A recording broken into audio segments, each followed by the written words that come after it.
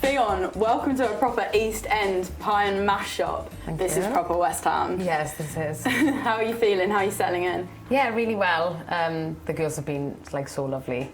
A lot of different cultures, languages, so I'm trying to throw myself in. But yeah, I'm loving it. The girls have been lush. Are you feeling like a proper hammer yet?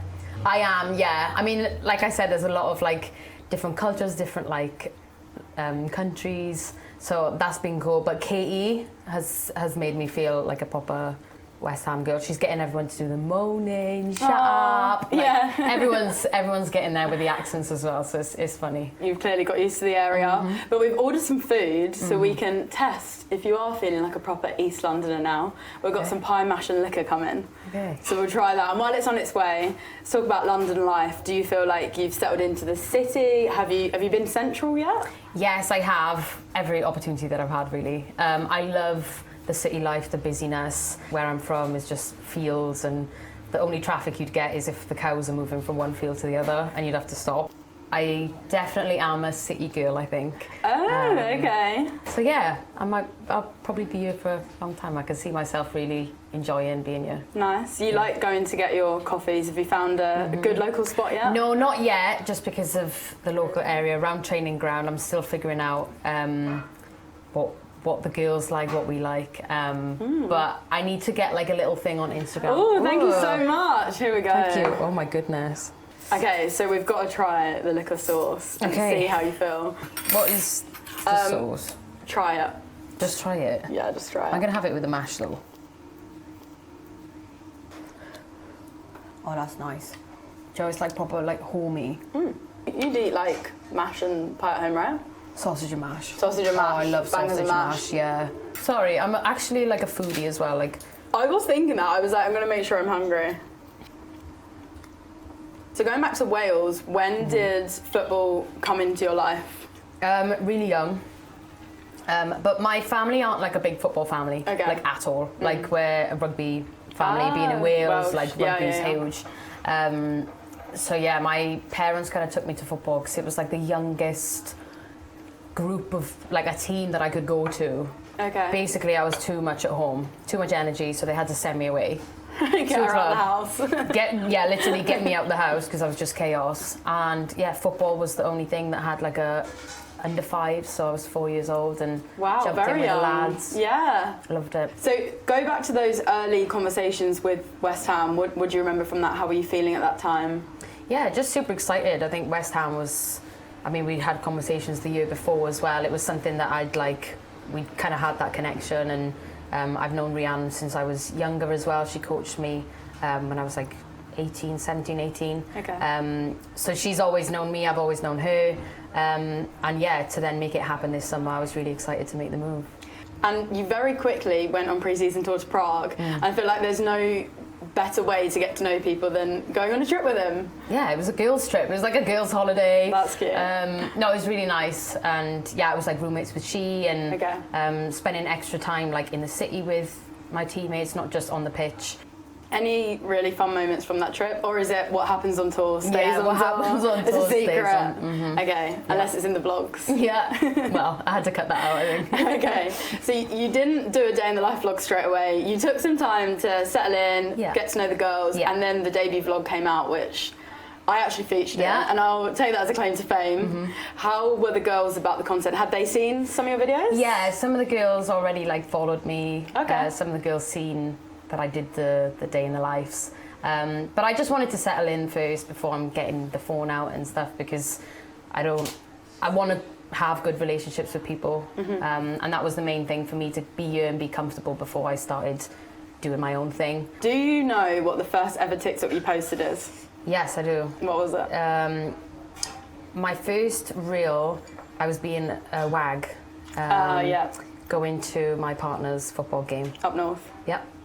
That was my first one. And then that kind of eased me into it, and people liked it, and then it just went, just carried on. Yeah, it just carried on. Could you ever imagined then, what if I'd said to you, you would have over 300,000 followers, millions of views? What would you have said then? I don't know. I don't think I thought that way when I was doing them. It was more just I enjoyed creating it. it was more for me at the start.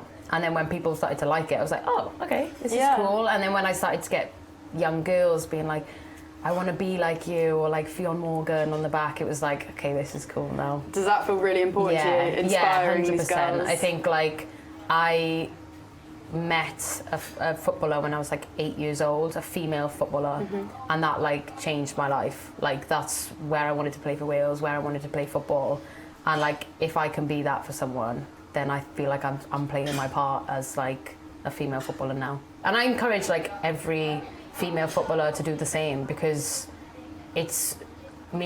fans feel so connected to me.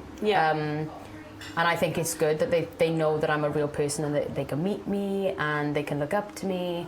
And it's super cool, and having that fan base. And it's not just West Ham fans or Wales fans, it's just female footballers or women football fans. I just want to be creative with my content as well and show people different things.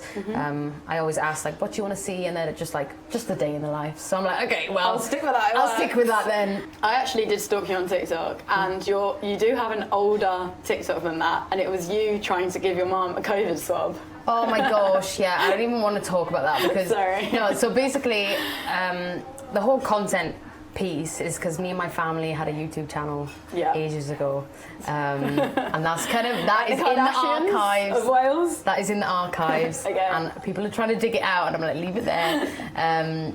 But that's kind of where it started. I've always been creative. I've always wanted to edit. I've always wanted to do content. And just like my family is super fun. Like I want to show more of them, and being away from them is like super hard, but. We started a YouTube, and it was like over lockdown, so we like really enjoyed it. And then my sister carried on with the content. I kind of stopped, and then she was like, you should do it. You should do Days in the Life. And then that's where it started. So we have your sister to thank. Caris, my older sister. Shout out to Caris. And obviously some of your most popular videos are from the Euros. Can you briefly summarise that whole experience? No. I think it was just the word that comes to my head is like overwhelming. And I think from a small country go into a major tournament for the first time was incredible. But not only that, it was just like the fans. I think that first game, walking out and you're in the fans, was incredible. And I think we had like the second highest attendance after Switzerland, which is crazy. It's so cute. You go and show your parents before the games, when you do a lap of the pitch, wave up at them. How important are they to your life and your football journey? Oh, massive. I would definitely not be anywhere near where I am today without them, whether that's like just their commitment from 4 years old, taking me every single week. And then because I'm from Wales, we had to travel a lot, and they did that when I was young. My mum stopped working because the football travelling was a lot. Wow. I owe everything to my parents. Would they like this? They actually would. They would. My dad would. Okay, so I want to go back to the Euros. Yeah. Leading up to it in the qualification stages, you scored a couple of goals. Does that ever get old, scoring for your country? No, it doesn't. And I think that goal, looking back, was really important. At the time, you just scored a goal, aren't you? But it was huge. We had a really tough group. I mean, if you're going to do a major tournament, you might as well, throw us in there. Do it properly. Yeah, but that's what we want to be. We want to be playing against the top nations. And I know, looking back, we didn't have the best Euros, and we didn't, showcase what we can really do. But we're just going to learn from it, and it'll help us moving forward. So. Okay, and last question then. What would a dream day in the life of a footballer look like for you? Oh, it's got to be a game day, doesn't it?